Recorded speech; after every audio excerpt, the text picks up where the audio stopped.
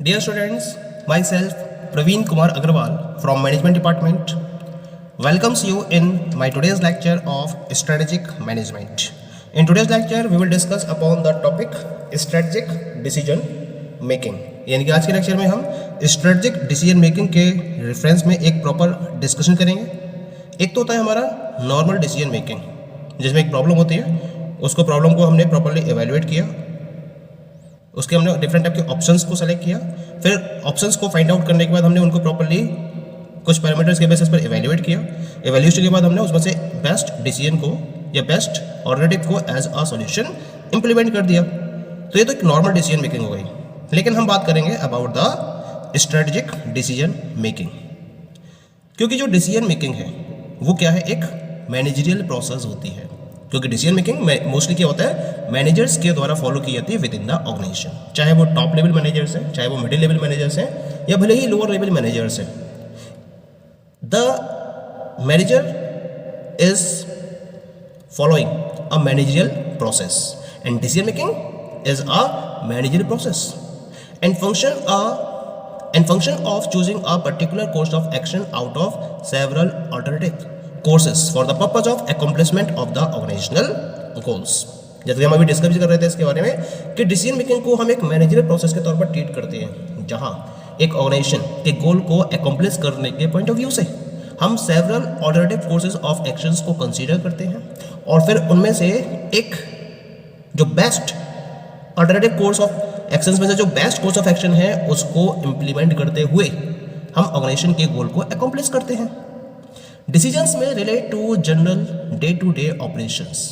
They may be major और minor, they may also be strategic in nature. Strategic decisions are different in nature than all other decisions which are taken at various levels of the organization. अब जब हम decisions की बात करते हैं तो ये डिसीजंस जनरल भी हो सकते हैं, जो डे टू डे ऑपरेशन से बिलोंग करते हैं, या स्पेसिफिक भी हो सकते हैं, ये मेजर भी हो सकते हैं या माइनर वन भी हो सकते हैं। इसके साथ साथ ये स्ट्रेटजिक भी हो सकते हैं नेचर में, और जो स्ट्रेटजिक डिसीजंस होते हैं वो बाकी और डिसीजंस के कंपैरिजन में बिल्कुल ही डिफरेंट होते हैं। हम ऑर्गेनाइजेशन के अंदर वेरियस लेवल्स पर जो डिसीजंस फॉलो करते हैं, अगर उन डिसीजन से मैं स्ट्रेटजिक डिसीजन को कंपेयर करूं तो these are very different from those of the decisions at various levels of the organization। क्यों डिफरेंट होते हैं? क्योंकि जब हम स्ट्रेटजिक डिसीजन मेकिंग की बात करते हैं then it can help you analyze what you need, what you want to achieve and how you want to achieve it। It is about evaluating the pros and cons of a situation and developing a step-wise approach to realize your goals। तो ये difference है strategic decision making का other decision making से, क्योंकि strategic decision making में आप क्या करते हो, ये एनालाइज करते हो आपको क्या चाहिए, आप की वांट क्या है, क्या अचीव करना चाहते हो और उसको आप किस तरीके से अचीव करते हो, इसको एनालाइज किया जाता है। इसके साथ साथ इसके अराउंड जो सिचुएशंस हैं उनके प्रोस एंड कॉन्स को भी इवेल्युएट किया जाता है। इसके बाद जब प्रोस एंड कॉन्स जो सिचुएशंस हैं उनके रेफरेंस में प्रोस एंड कॉन्स को हमने इवेल्युएट कर लिया है, इवेल्युएशन के बाद आप एक स्टेप वाइज अप्रोच को डेवलप करते हो जिससे कि आप अपने गोल्स को प्रॉपर्ली रियलाइज कर सको। तो हम इसे स्ट्रेटजिक डिसीजन मेकिंग में इंक्लूड करते हैं। Strategic decision making is about choosing the best path to success. Strategic decision making will help you formulate a plan of action and align your small term goals with big pictures. तो जो strategic decision making है इसका main purpose क्या है, success gain करने के point of view से best path को चूज करना। इसके साथ साथ एक एक्शन प्लान को फॉर्मुलेट करने के लिए भी आप स्ट्रेटजिक डिसीजन मेकिंग का यूज करते हो, और ये जो आप एक्शन प्लान फॉर्मुलेट करते हो इसमें जो स्मॉल टर्म गोल्स हैं उनको बिग गोल्स के साथ में इस तरीके से अलाइन किया जाता है कि कंप्लीट ऑर्गेनाइजेशनल गोल्स को अचीव किया जा सके। तो हम इस टाइप की डिसीजन मेकिंग को स्ट्रेटजिक डिसीजन मेकिंग का नाम देते हैं। Now we will discuss about the major dimensions of strategic decisions. तो क्या क्या मेन और मेजर डायमेंशंस को आपको फोकस करना होता है जब आप स्ट्रेटजिक डिसीजन को फोकस करते हैं।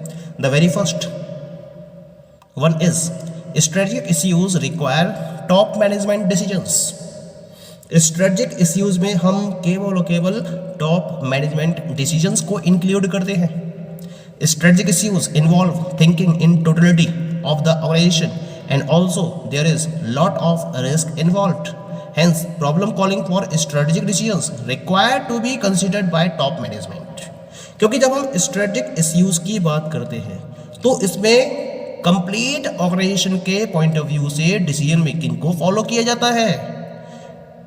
इंडिविजुअल डिपार्टमेंट या इंडिविजुअल यूनिट के पॉइंट ऑफ व्यू से डिसीजन मेकिंग को फॉलो ना करते हुए टोटल ऑफ द ऑर्गेनाइजेशन के गोल को अचीव करने के पॉइंट ऑफ व्यू से स्ट्रेटजिक इश्यूज को यहां इन्वॉल्व किया जाता है और इसके साथ साथ यहां एक कंप्लीट रिस्क भी इन्वॉल्व होता है।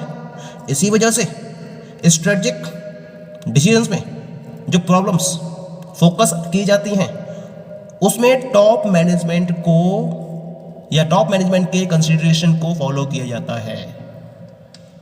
मिडिल मैनेजमेंट और लोअर लेवल मैनेजमेंट इसका कोई भी रोल नहीं होता है जब हम स्ट्रेटजिक इश्यूज या स्ट्रेटजिक डिसीजन मेकिंग की बात करते हैं।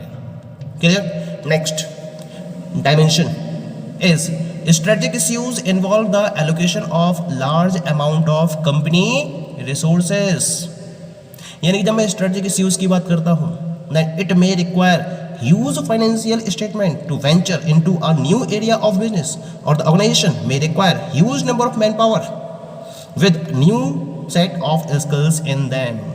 तो स्ट्रेटजिक इश्यूज में हो सकता है कि आप डिस्कशन कर रहे हो या आप डिसीजंस फॉलो कर रहे हो कि आपको बिजनेस के नए एरियाज में मूव करना है या नए एरिया ऑफ बिजनेस में मूव करना है, तो यहाँ पर आपको ह्यूज फाइनेंशियल रिसोर्सेज की रिक्वायरमेंट होगी। या फिर अगर आप ये सोच रहे हो कि आपको नए तरीके से अपनी ऑर्गेनाइजेशन को आगे बढ़ाना है तो आपको नई स्किल की मैन पावर की भी रिक्वायरमेंट होगी और वो भी ह्यूज क्वांटिटी में। तो कुल मिला के जब स्ट्रेटजिक इश्यूज को डिस्कस किया जाता है तो यहाँ कंपनी को लार्ज अमाउंट में रिसोर्सेज को एलोकेट करने की भी रिक्वायरमेंट होती है। तो कुल मिला के स्ट्रेटजिक इश्यूज या strategic decision making large amount of resources के एलोकेशन को भी प्रॉपरली डील करती है। Next dimension is significant impact on the long-term prosperity of the firm। Actually, strategic decision making organisation के लॉन्ग टर्म गोल्स को achieve करने के point of view से फॉलो किया जाता है, जिसमें शॉर्ट टर्म गोल्स को प्रॉपरली इंटीग्रेट किया जाता है।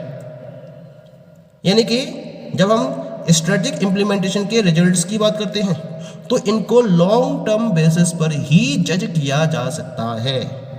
यानी कि अगर आप ये चाहो कि आपको उसके इमीडिएट रिजल्ट्स मिल जाए then it is not possible. You can have a long term results of the strategic decisions. तो इसी वजह से जो फर्म की प्रॉस्पेरिटी होती है उस पर स्ट्रेटजिक डिसीजंस का एक लॉन्ग टर्म इम्पैक्ट फॉलो किया जाता है। लॉन्ग टर्म में प्रॉस्पेरिटी को गेन करने के पॉइंट ऑफ व्यू से ही स्ट्रेटजिक डिसीजंस को या स्ट्रेटजिक डिसीजन मेकिंग को फोकस किया जाता है। The next dimension of strategic decision making is strategic issues are future oriented. ये भी एक पॉइंट रहता है स्ट्रेटजिक इश्यूज के साथ में, यानी कि स्ट्रेटजिक डिसीजन मेकिंग में आप जिन पर्टिकुलर स्ट्रेटजिक इश्यूज को फॉलो करते हो वो फ्यूचर ओरिएंटेड होते हैं। Strategic thinking involves predicting the future environment conditions and how to orient for the changed conditions। यानी कि फ्यूचर एनवायरमेंट कंडीशन को प्रोडिक्ट किया जाता है अंडर द स्ट्रेटजिक थिंकिंग, और उन पर्टिकुलर फ्यूचर एनवायरमेंट कंडीशंस को प्रोडिक्ट करते हुए उन चेंजिंग कंडीशंस में ऑर्गेनाइजेशन की वर्किंग किस तरीके से रहेगी उसके रिगार्डिंग स्ट्रेटजिक इश्यूज को कंसीडर किया जाता है और स्ट्रेटजिक डिसीजन मेकिंग की प्रोसेस को आगे बढ़ाया जाता है। इसी वजह से स्ट्रेटजिक इश्यूज को हम फ्यूचर ओरिएंटेड कहते हैं, यानी कि फ्यूचर के पॉइंट ऑफ व्यू से फ्यूचर पीरियड ऑफ टाइम के पॉइंट ऑफ व्यू से ऑर्गेनाइजेशन किस तरीके से अपनी वर्किंग को फॉलो करेगी, उसके रेफरेंस में डिसीजंस को फॉलो किया जाता है under strategic decision making. This is one of the major dimension.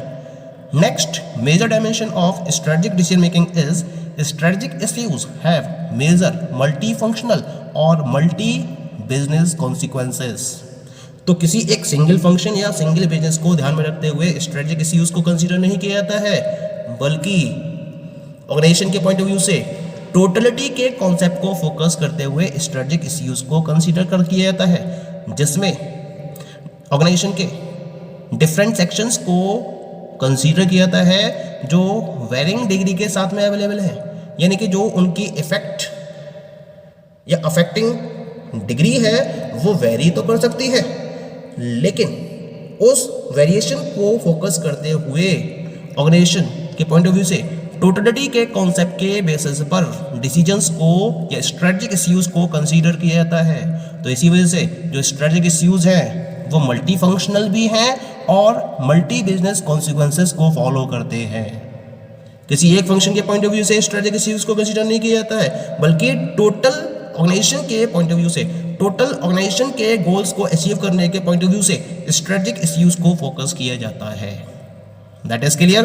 And the last major dimension of strategic decision making is strategic issues नेसेसिटेट consideration of factors informs external environment. Strategic focus in organization involves orienting its internal environment to the changes of external environment. ये कुल मिला के जब आप strategic issues को focus करते हो तो क्या करता है, जो स्ट्रेटजिक फोकस होता है वो ऑर्गेनाइजेशन के इंटरनल एनवायरनमेंट को एक्सटर्नल एनवायरनमेंट के चेंजेस के साथ में कनेक्ट करता है, यानी कि एक्सटर्नल एनवायरनमेंट में जो चेंजेस हो रहे हैं उसके अकॉर्डिंग इंटरनल एनवायरनमेंट को चेंज करने के रिगार्डिंग स्ट्रेटजिक इश्यू फोकस करता है और इंटरनल एनवायरनमेंट को उसके अकॉर्डिंग चेंज भी करता है. क्योंकि इंटरनल एनवायरनमेंट तो कंट्रोलेबल है, लेकिन एक्सटर्नल एनवायरनमेंट कंट्रोलेबल नहीं है. तो एक्सटर्नल एनवायरनमेंट कंट्रोलेबल ना होने की वजह से एक्सटर्नल एनवायरनमेंट में जो चेंजेस होते हैं उसको ध्यान में रखते हुए इंटरनल एनवायरनमेंट में इस तरह से चेंज किया जाता है जिससे कि जो एक्सटर्नल एनवायरनमेंट में चेंज हुए हैं उनको अपॉर्चुनिटी में कन्वर्ट किया जा सके. तो इस तरीके से स्ट्रेटजिक इश्यूज को फोकस किया जाता है under the strategic decision making. Clear? So this all are the major dimensions of strategic decision making. Thank you.